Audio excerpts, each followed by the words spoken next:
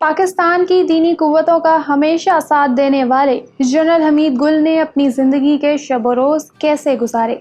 बड़ी बड़ी कुव्वतों को शिकस्त फाश देने वाले जनरल हमीद गुल की दास्तान शुजाअत की तफसील आज के वीडियो में आप जानने वाले हैं। उन्होंने पाकिस्तान मुखालिफत का बदला लेते हुए रशिया के टुकड़े टुकड़े कैसे किए, जनरल साहब बेनज़ीर भुट्टो की मुखालिफत क्यों करते रहे और उन्होंने रेहाम खान के हवाले से क्या इंकशाफात किए थे। इलेक्शन बॉक्स की इस नई वीडियो में खुश आमदीद और मैं हूं मतरूबा रज़ा।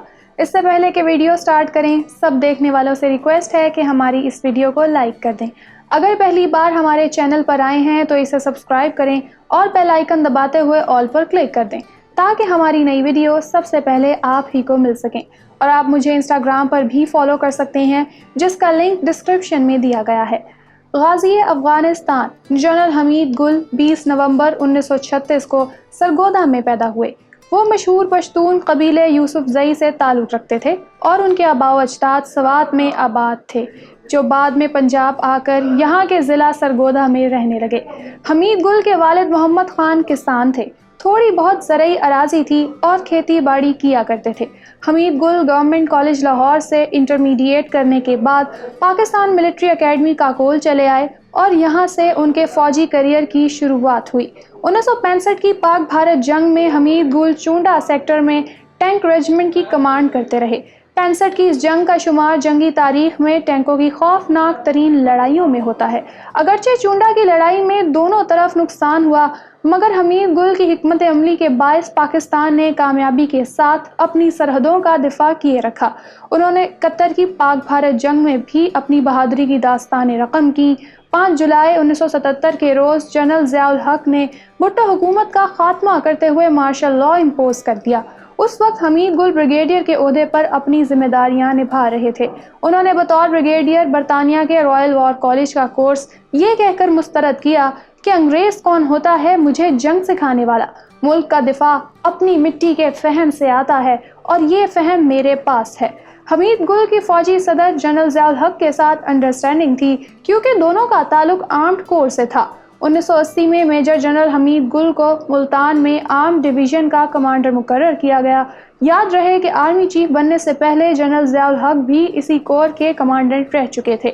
जनरल हमीद गुल ने फ़ौजी सर्विस के दौरान कभी गार्ड्स नहीं रखे थे। बतौर कोर कमांडर पहली बार जब रावलपिंडी आए और 10 कोर की सिक्योरिटी टीम ने एयरपोर्ट पर हिसार में लिया तो उस टीम को ये कहकर चलता कर दिया, तुम्हें तुम्हारी माओ ने वतन के दिफा के लिए जना है, हमीद गुल के दिफा के लिए नहीं।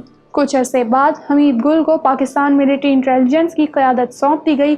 कहा जाता है कि उस दौर में जनरल हमीद गुल ने जनरल अख्तर अब्दुर्रहमान और जनरल आसिफ नवाज जंजुआ के साथ मिलकर रूस को तोड़ने का प्लान बनाया और दीवार पर लगे रशियन फेडरेशन के नक्शे पर रेड पेन से लकीरें खींची और बताया कि रशिया इस तरह से टूटेगा। तारीख शाहिद है कि रूस बिल्कुल उसी तरह टूटा। वो नक्शा आज भी पाकिस्तान आर्मी के पास महफूज है, जिसे नए ऑफिसर्स की ट्रेनिंग और उनका मोराल बुलंद करने के लिए इस्तेमाल किया जाता है। अफगान जहाद के दिनों में रूस के खिलाफ पाक आर्मी के जवान भी मुजाहिदीन के शाना बशाना लड़ते रहे। पाक आर्मी के हेलीकॉप्टर्स तोपों को रात के अंधेरे में उठाकर अफगानिस्तान ले जाते, जो रात भर रूसी अफवाज पर बमबारी करते और सुबह होने से पहले उन तोपों को वापस पाकिस्तान ले आते। तारीख में ये दर्ज है कि ये पाकिस्तान और रूस के दरमियान जंग थी जिसे अफगानिस्तान की सरजमीन पर लड़ा गया। और फिर चश्मे फलक ने वो नज़ारा भी देखा कि एक सुपर पावर किस तरह से हिस्से बखरे हो गई। दोस्तों, हम सब जानते हैं कि रूस ने मशरकी पाकिस्तान को तोड़ने में भारत की मदद की थी। रूस और भारत का दिफाई मुआहदा था। जंग के दौरान रूस की एटमी गन ने पाकिस्तान के समंदरों का मुहासरा किए रखा और पाकिस्तान की बहरिया को मफलूज किया था। हमीद गुल ने बेहतरीन मनसूबाबंदी करते हुए अफगानिस्तान में रूस से पाकिस्तान तोड़ने का बदला ले लिया और यूं मुसलमानों की 6 आज़ाद रियासतें Kazakhstan, Kyrgyzstan, Uzbekistan, Turkmenistan, Azerbaijan और ताजिकिस्तान दुनिया के नक्शे पर उभरी। तारीख में दर्ज रहेगा कि जनरल हमीद गुल की वॉर स्ट्रेटजी और जहाद की बरकत से रूस की गुलामी से मशरकी यूरोप की बेशतर मजलूम रियासतें भी आज़ाद हुईं। रूस जिस रियासत में दाखिल होता है वापस नहीं निकलता। दुनिया में फैलाए गए इस झूठे स्लोगन का खात्मा हुआ क्योंकि वो जलील होकर अफगानिस्तान से निकाला गया था। مارچ 1987 میں جنرل اختر عبدالرحمان کو 8 برس تک ISI کی سربراہی کے بعد chairman joint chief of staff committee بنا دیا گیا تو ان کے متبادل کے طور پر جنرل حمید گل کو سامنے لایا گیا اور انہیں ISI کا ڈائریکٹر جنرل مقرر کر دیا گیا۔ جنرل اختر عبدالرحمان کے حوالے سے میں آپ کو بتاتی چلوں کہ ان کے دونوں بیٹے ہارون اختر خان اور ہمایوں اختر خان اس وقت پاکستان میں سیاست کر رہے ہیں۔ یاد رہے کہ تحریک انصاف کے سینئر رہنما جہانگیر خان ترین ہمایوں اور ہارون اختر خان کے کزن ہیں۔ دوستوں، میں جلد ہی جنرل اختر پر بھی ایک تفصیلی ویڈیو بنانے والی ہوں۔ 10 اپریل 1988 کے روز راولپنڈی میں اوجڑی کیمپ کا سانحہ پیش آیا اور افغان مجاہدین کے لیے مختص اسلحے کی بڑی کھیپ میں دھماکہ ہوا۔ اوجڑی کیمپ کے اس سانحے میں MNA اور وفاقی وزیر جناب خاقان عباسی شہید ہوئے تھے۔ یاد رہے کہ شاہد خاقان عباسی ان کے صاحبزادے ہیں۔ 17 اگست 1988 کو صدر پاکستان جنرل ضیاء الحق اور جنرل اختر عبدالرحمان سمیت کئی اعلیٰ افسران طیارہ حادثے میں جاں بحق ہو گئے۔ اس کے بعد صدر غلام اسحاق خان، نئے army chief general Mirza Aslam Beg اور ISI کے سربراہ جنرل حمید گل کی اسٹریٹجک ٹرائنگل بنی۔ حمید گل 2 برس تک اس عہدے پر کام کرتے رہے۔ ISI کی سربراہی کے زمانے میں ہی وہ پاکستان کی پہلی خاتون وزیر اعظم بے نظیر بھٹو کی حکومت کے خلاف سیاسی جماعتوں کے گروپ اسلامی جمہوری اتحاد کی معاونت کرتے رہے۔ جنرل گل کو 1991 میں director general heavy industries Taxila نامزد کیا گیا، مگر انہوں نے اس پوسٹ کو اپنے شایان شان نہ سمجھا اور یہ چارج لینے سے انکار کر دیا۔ تب انہوں نے کہا تھا کہ میں فوج میں ٹینک بنانے کے لیے نہیں، چلانے کے لیے آیا ہوں، میں کسی فیکٹری کا مینیجر نہیں، فوجی ہوں۔ اور پھر صدر غلام اسحاق خان کے سمجھانے کے باوجود وقت سے قبل ریٹائرمنٹ قبول کر لی۔ کہا جاتا ہے کہ اگر جنرل حمید گل وقت سے قبل ریٹائرمنٹ نہ لیتے تو سینیورٹی بیسس پر 1-2 ٹرم کے بعد وہ چیف آف آرمی سٹاف بن جاتے۔ جنرل صاحب عام سروسز سے تو ریٹائر ہوئے، لیکن سروسز مرتے دم تک دیتے رہے۔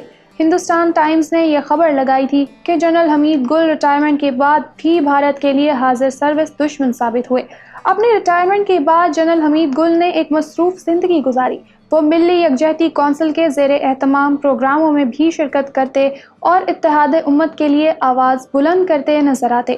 ان کا ایک تعارف دفاعی تجزیہ نگار کے طور پر بھی تھا۔ پاکستانی پرنٹ اور الیکٹرانک میڈیا بھی آپ کے قدردان تھے۔ اکثر اوقات ان کے تجزیہ اخبارات کی زینت بنتے۔ جنرل حمید گل کے مطابق 9/11 واقعہ یہودیوں کی مسلمانوں کے خلاف سازش تھا۔ امریکہ کے بارے میں کہتے تھے کہ امریکہ نے افغان طالبان کا بہانہ بنا کر پاکستان کو نشانہ بنانا ہے۔ حمید گل فوجی صدر جنرل پرویز مشرف کے کھلے مخالف تھے، جس کا اندازہ آپ یوں لگا لیں کہ ایک موقع پر جنرل مشرف نے چڑھ کر انہیں ریٹائرڈ سوڈو دانشور کہہ ڈالا۔ وہ عدلیہ بحالی تحریک میں بھی شامل رہے۔ اکتوبر 2007 میں جب بے نظیر بھٹو نے اپنی 9 سالہ جلاوطنی کے بعد پاکستان آنے کا اعلان کیا تو انہوں نے جنرل مشرف کو خط میں خبردار کیا تھا کہ اگر پاکستان میں میرے ساتھ کچھ بھی ہوتا ہے تو فلاں فلاں ذمہ دار ہوں گے۔ بے نظیر بھٹو کی اس لسٹ میں جنرل حمید گل کا نام بھی شامل تھا۔ یہی وجہ تھی کہ بے نظیر بھٹو کی شہادت کے بعد آصف علی زرداری نے امریکی جریدے کو دیے گئے انٹرویو میں کہا تھا کہ حمید گل دہشت گردوں کے سیاسی گرو ہیں۔ زرداری دور حکومت میں جنرل حمید گل دفاع پاکستان کونسل کے جلسوں میں سب سے آگے نظر آتے تھے۔ یہاں میں آپ کو بتاتی چلوں کہ دفاع پاکستان کونسل میں شیخ رشید، اعجاز الحق، مولانا لدھیانوی سمیت کئی دینی، سیاسی اور سماجی تنظیمیں شامل تھیں۔ انہوں نے تحریک نوجوانان پاکستان کی بنیاد رکھی، جس کی سربراہی آج کل ان کے صاحبزادے عبداللہ حمید گل کر رہے ہیں۔ جنرل حمید گل نے تحریک اتحاد کے نام سے ایک سیاسی جماعت بھی بنائی تھی، مگر یہ جماعت الیکشن کمیشن کے پاس رجسٹرڈ نہیں۔ 15 اگست جس دن بھارت میں یوم آزادی منایا جا رہا تھا، جبکہ کشمیری حریت پسند یوم سیاہ منا رہے تھے، 2015 میں اسی روز جنرل ریٹائرڈ حمید گل برین ہیمریج کے باعث 79 برس کی عمر میں اپنے خالق حقیقی سے جا ملے۔ ان کی وفات پر پاکستانی لبرل حلقوں اور موم بتی مافیا کا کہنا تھا کہ حمید گل مرے نہیں ہیں، بلکہ وہ کئی جہادی تنظیموں کے روپ میں زندہ رہیں گے۔ تب انڈین ایکسپریس نے ایک خبر لگائی تھی کہ جنرل حمید گل اکھنڈ بھارت کے راستے میں سب سے بڑی رکاوٹ تھے۔ بھارتی صحافی گوتم شرما نے لکھا کہ حمید گل انتہائی بے خوف انسان تھا، جنہوں نے بھارت کے ساتھ ساتھ امریکہ کی مخالفت بھی مول لی، لیکن اپنے موقف سے پیچھے نہیں ہٹے۔ جنرل حمید گل نے افغانستان میں روسیوں کے خلاف ایک مضبوط مزاحمتی دیوار کھڑی کر دی تو دوسری جانب کشمیر اور بھارتی پنجاب میں علیحدگی کی تحریکیں کھڑی کرنے کی کوششوں کا بھی آغاز ہوا، جو ان کا ایک اہم قدم تھا۔ گوتم شرما نے تسلیم کیا کہ بھارتی انٹیلیجنس اور افواج کی پلاننگ کو جس قدر جنرل حمید گل نے نقصان پہنچایا ہے، اتنا نقصان کسی اور نے نہیں پہنچایا۔ غازی جنرل حمید گل مرحوم کے بارے میں کہا جاتا ہے کہ یہ وہ جرنیل تھے جس نے اپنے کیریئر کے دوران ہر پروموشن پہلے لی اور درکار کورس بعد میں کیا۔ حمید گل جو پہلی بار بطور کیپٹن انٹیلیجنس سروس میں آئے اور دیکھتے ہی دیکھتے اس مقام پر جا پہنچے کہ خود میجر تھے، لیکن ان کی تخلیق کردہ انٹیلیجنس حکمت عملی اسکول آف ملٹری انٹیلیجنس میں کرنل رینک کے آفیسرز کو پڑھائی جا رہی تھی۔